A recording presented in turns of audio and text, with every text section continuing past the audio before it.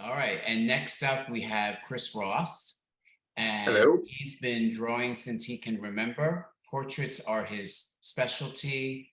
Acrylic and watercolors are the mediums of his choice, and he started painting on baseballs for collectors in 2000 to present day, which that's what he's going to be showing off tonight.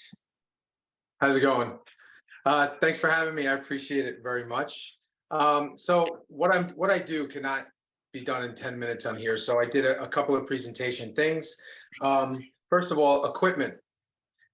This is for anybody who works in acrylics but would like to have the oil lasting feeling. There's a thing to get, and you will thank me later. It's called a Masterson Stay Wet Palette.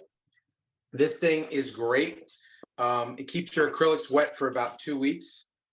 There is paper that you boil and a sponge, and it keeps it in here for about 2 weeks. And it's perfect for me because sometimes I can't sit straight for a couple weeks. Anyway, so I paint on baseballs. I've been doing it since 2000 for collectors. I've been part of baseball my entire life. So this is just something that really lends itself to myself and my love and desire for the game. So what I do is I get an order, and I start by I use Liquitex gesso, and I will take the panel that I'm going to paint the portrait on, and I don't know if you could see the difference. There's the plain leather and there's the gessoed side. It adds the tooth for you to draw on, which is great. Next, I will do a drawing. Now I have one that I worked on and that I painted over, and I'm redrawing. So I get to show you that. This is kind of what it starts to look like. This is a Roy White rookie, but I'm going to use my iPad to show the rest because it's just I've taken succession shots. So when you go into this, like anything, a house foundation, everybody who's painted or is an artist knows this for sure. But for those of you who are trying to learn, the strength of your painting is always going to be in your drawing. So when I do a drawing, I do it completely in tone, and that will take all of the time away of trying to just get your middle tones and highlights with just your paint. Because basically I go from this stage and I find a middle tone. Now I have a Mickey Rivers ball because on that one I was excited about doing it. I didn't photograph that part of it, but this will be the next step on any of the balls that I do. I will take a middle tone and then I will put it over the entire drawing. And I'm hoping that you can see that. I put a little bit of darks. I keep some of the lights in there, and it's basically flat. And that helps establish with the pencil underpainting where your darks and lights are with the colors. I am not somebody who claims to be a color theory guy. I just go by eye. And this, for the Aaron Judge thing, you can see it doesn't look pretty. And I always get aggravated because at this point I look at it and I'm saying, well, that's crap. But you can see here, like you'd be like, well, what the heck is this line here? Basically, that is the start for the reflection of the sun off of the uniform. So it's called reflective lighting underneath.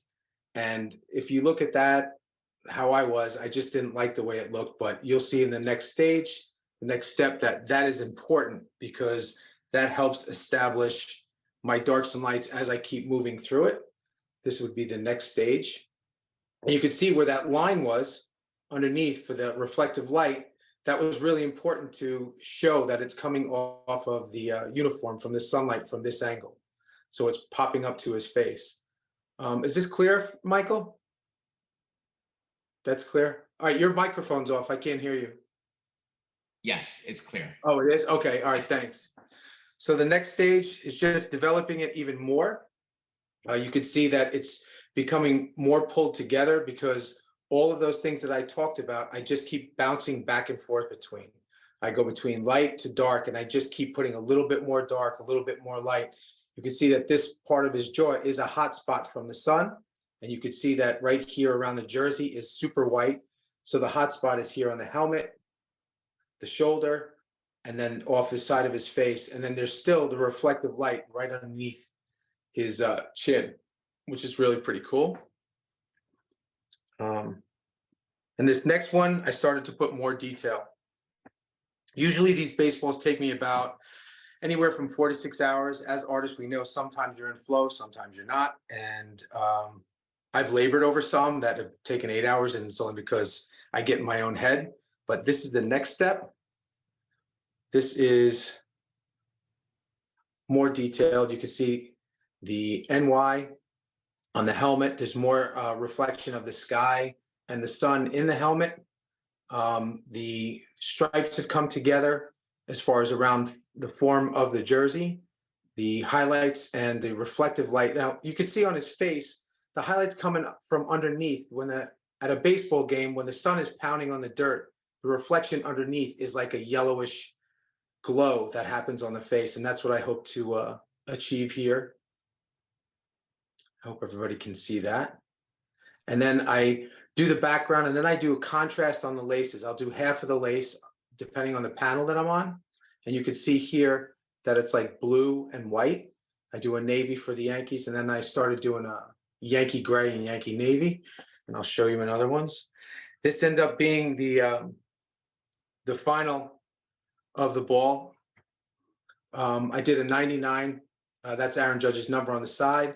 I gloss it with Liquitex acrylic gloss medium or matte medium, either one. It depends on the customer, but I've been starting to really have a affinity for the gloss.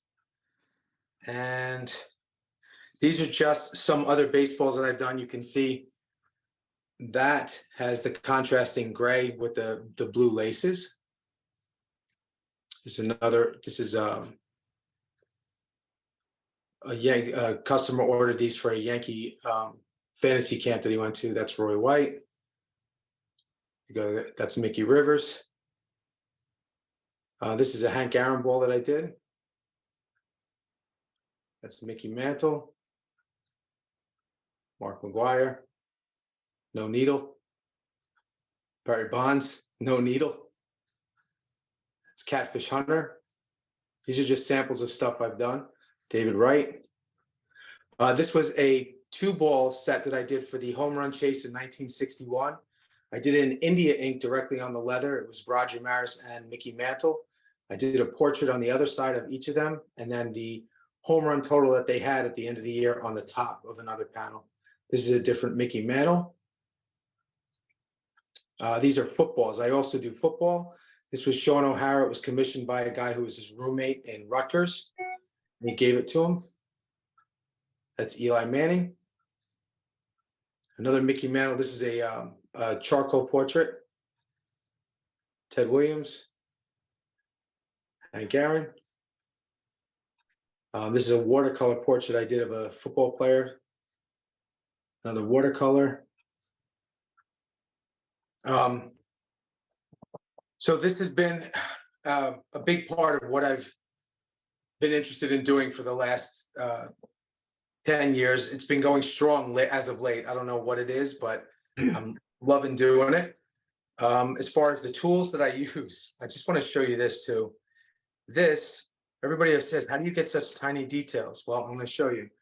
This is the ball. I don't know. Please let me know if this shows up. Can you see how small that brush is?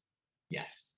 You see how tiny, there's like 4 or 5 hairs in there, and that's it. So I'll use that for highlights in the eyeballs, the pupil, the iris, whiskers, hairs in the eyebrows.